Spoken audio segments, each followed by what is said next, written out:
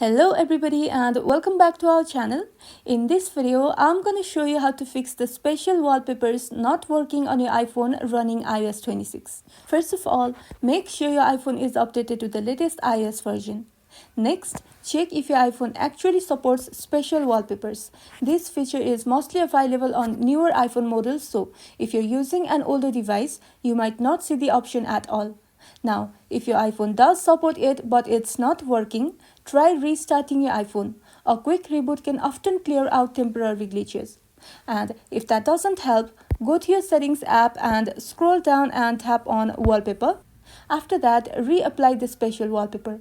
Sometimes, reselecting the wallpaper refreshes the feature and makes it work properly. Also, make sure low power mode is toggled off. This can sometimes disable background effects. Finally, check if reduce motion is disabled.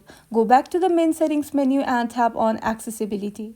After that, go into motion and here make sure reduce motion is toggled off. This ensures animations and 3D effects like Spatial Wallpapers work smoothly. After doing all these steps, go back and try setting your Spatial Wallpaper again. In most cases, this should fix the problem and bring your lock screen or home screen to life with special effects. And that's all. That's how you can easily fix Spatial Wallpaper not working on iOS 26.